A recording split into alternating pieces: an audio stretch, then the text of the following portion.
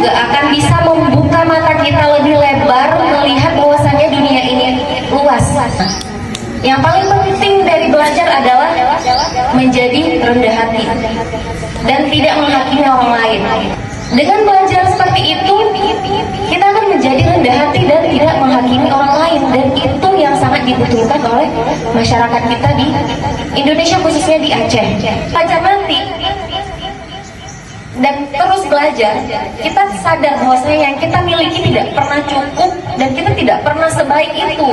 Kita akan fokus melihat diri kita sendiri, apa yang bisa kita perbaiki, dan tidak sibuk menghakimi orang lain. Nah, karena kita tahu di dunia ini jenisnya nggak cuma kita gitu, ada berbagai macam manusia. Itu salah satu tujuan belajar, menjadi rendah hati dan tidak mudah menghakimi orang lain. Ketika prinsip itu sudah kita miliki, kita akan fokus mengupgrade kualitas diri kita sendiri. Insya Allah kita akan maju sama-sama. Kuliah ke Mesir, seperti yang saya sampaikan di awal, yang paling penting dulu adalah niatnya. Jadi Al-Azhar itu membuka peluang sebesar-besarnya untuk pelajar di seluruh dunia mengkaji agama Islam di sana. Jadi untuk menyebar luaskan duta Al-Azhar dengan pemikiran yang modern, tidak mudah menghakimi ke seluruh penjuru dunia. Nah, jadi niat dan motivasi itu dulu yang harus ditanamkan di diri adik-adik. Kalau yang pertama kali harus dimiliki adalah motivasi yang besar dan niat yang lurus. Karena apapun yang terjadi di depan, ketika kita memiliki motivasi tersebut, kita nggak akan goyah. Mau dibawa ke kanan atau ke kiri, kita udah punya pegangan kemana kita akan pulang, yaitu ke motivasi dan niat tersebut. Dan kita akan dipertemukan dengan hal-hal yang kita cari. Kita dari sini berniat untuk mendapatkan hal baik, sampai di sana kita akan dipertemukan dengan banyak sekali hal baik. Kita ingin menuntut ilmu, di kuliah kita akan mendapatkan banyak sekali ilmu dari para dosen. Di masjid Al-Azhar dan tempat-tempat pembelajaran lainnya, ada banyak sekali guru yang menyediakan ilmu secara cuma-cuma. Kita butuhkan sebagai modal hanya tekad yang kuat, motivasi yang besar, dan niat yang lurus tadi.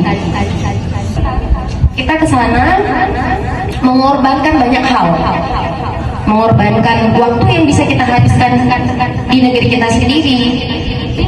Pengorbanan itu harus sesuai dengan apa yang kita dapatkan gitu. Jadi di Al-Azhar itu ada jurusan umum, ada jurusan agama, ada banyak sekali fakultas.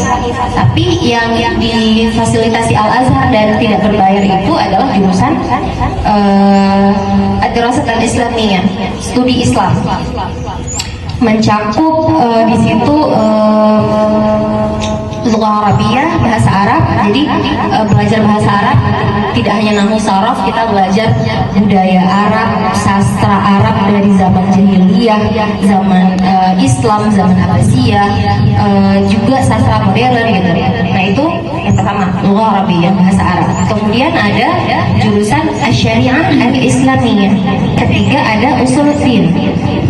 Kalau misalnya yang cowok, ada jurusan di bahasa Arab itu ada cabang sejarah dan peradaban, wal hadarah, dan ada jurusan Ad-Dirasat Al-Islamiyah, itu untuk cowok. Apa saya katakan, kita perlu riset jurusan yang pengen kita ambil. Nah, cara yang paling efektif untuk belajar bahasa Arab adalah dengan banyak mendengar penutur asli bahasa Arab berbicara bahasa Arab. Jadi native speaker kita, yang paling penting itu adalah kita mendengar dari penutur aslinya. Jadi nah itu akan memberikan kita, menstimulasi pikiran kita untuk terbiasa dan familiar dengan bahasa tersebut. Kemudian ketika kita sudah sering mendengar, kita praktek. Jadi istimewa itu mendengar dengan sungguh-sungguh, mendengar dengan penuh fokus. Karena kita mendengar dengan sungguh-sungguh, ada beberapa kosakata dan pola kalimat yang kita tangkap, kemudian kita praktekkan. Selain itu juga perlu belajar qawaid seperti yang diajarkan di kelas gitu kan, bagaimana cara bahasa Arab, menyusun kalimat bahasa Arab, ada mubtada, ada khobar, ada jumlah ismiyah, ada jumlah fi'liyah. Nah, kemudian menulis. Nah, itu juga karena itu semua masuk ke dalam hal yang akan dites nanti. Jadi ini kan di sini belajar fikih, belajar tafsir, hadis, itu akan menjadi salah satu itu bentuk pertanyaannya seperti itu. Jadi pertanyaan seputar agama, kemudian pertanyaan seputar bahasa, nanti ada bagian mengarang dalam bahasa Arab di akhir. Istimewa kita seperti apa itu nanti ketika wawancara, dan ketika wawancara itu kita ditanya-tanyain misalnya dengan bahasa Arab kenapa mau ke Mesir dan yang lain, kemudian juga dites hafalan Al-Quran kita. Hal-hal yang disebutkan tadi, untuk menguasai hal-hal yang disebutkan tadi, saya harus memiliki langkah-langkahnya. Misalnya kalian bikin target bulan ini mau belajar segini gitu, targetnya pengen bisa bahasa Arab level berapa gitu, pengen hafal Al-Quran misalnya 1 juz, atau nggak ada waktu yang lebih baik daripada waktu yang sekarang kalian miliki.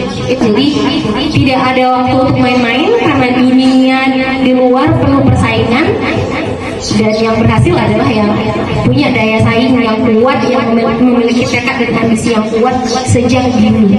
Bukan memiliki mimpi yang besar, ambisi yang besar, dibarengi dengan usaha yang tidak kalah besar, dan juga doa dan tawakal kepada Allah. Insya Allah dengan itu semua cukup untuk menjadi modal kalian melangkah ke jalan apapun yang pengen.